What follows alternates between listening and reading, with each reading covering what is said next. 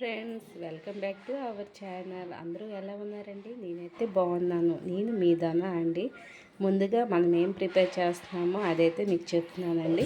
నేనైతే spring onions అండి, అదే తెలుగులో అయితే ఉల్లికూర అనేసి అంటారు. నేనైతే దానికి కావాల్సినవి 2 ఉల్లిపాయలు, పచ్చిమిర్చి, కరివేపాకు, వెల్లుల్లి రెబ్బలు, అలాగే టమాటోస్, ఉప్పు, కారం, పసుపు అండి.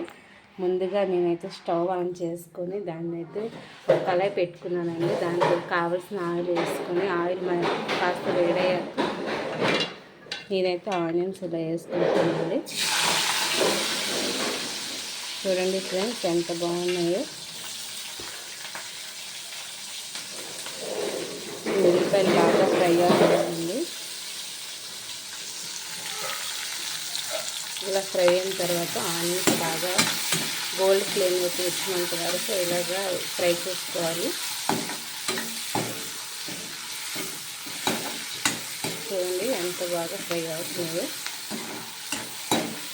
మీరు ఎప్పుడైనా ఈ కర్రీ తింటే కామెంట్ చేయండి. నాకైతే స్ప్రింగ్ ఆనియన్స్ చాలా ఇష్టం అండి. ఇవి చలికాలంలో చాలా ఫేవరెట్స్. చాలామంది ఫ్రైడ్ రైస్లో కూడా ఈ ఆనియన్స్, స్ప్రింగ్ ఆనియన్స్ అనేవి వేస్తారండి. చూడండి ఎలా ఫ్రై అవుతుంది. గోల్డ్ కలర్ ఫ్లేమ్లోకి వచ్చినంత ఫ్రై చేసుకోవాలి.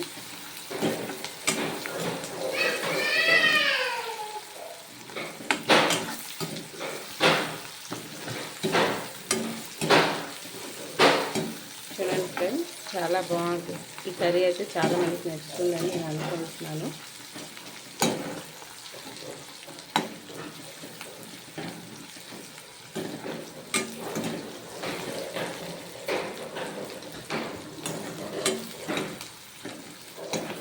ఆనియన్స్ ఇలా ఫ్రై అయ్యాక మనం దీంట్లోకి కావాల్సిన టమాటీలు అండి, కొద్దిగా అంటే ఒక 3-4 వేసుకోవాలండి. ఇందులో టమాటీస్ ఎక్కువ వేసుకోవడం వల్లనే చాలా బాగుంటుంది, కర్రీ బాగా వస్తుందండి, ఫ్రై అవుతుంది కూడా.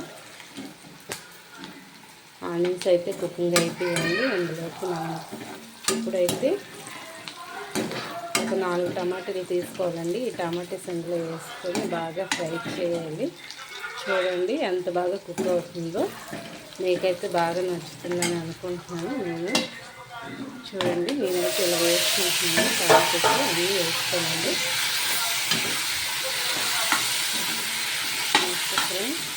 చూడండి ఇలా చేసుకొని దీనిలో కావలసినంత ఉప్పు వేసుకోవాలండి.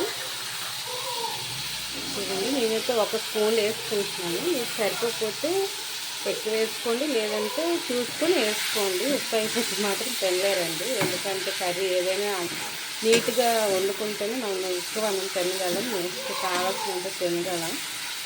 వండుకుంది ఏదో టేస్టీగా వండుకోవడం కూడా చాలా ఇంపార్టెంట్ అండి.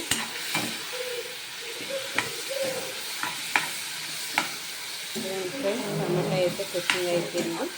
సపరేట్ ఇలా లో ఫ్లేమ్లో పెట్టుకొని దీంట్లోకి కాస్త మూత పెట్టుకోవాలండి.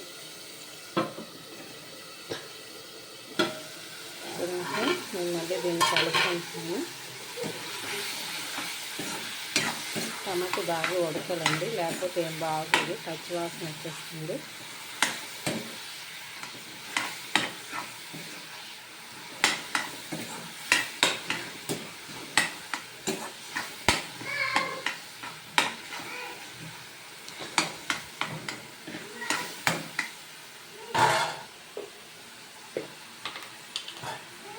ఇందులో కొద్దిగా 1 టీ స్పూన్ కారం, మరి ఎంత తింటారో అంత సరిపోయినంత మీరు వేసుకోండి. నేనంటే 1 టీ స్పూన్ కారం వేసుకున్నాను. అలాగే 1 స్పూన్ పసుపు వేసుకున్నానండి. ఇదంతా రోస్ట్ అంటే ఉల్లిపాయలు అయితే వేసుకున్నాను. చూడండి ఫ్రెండ్స్, అంతే ఫ్రెండ్స్, ఉల్లిపాయ రెడీ.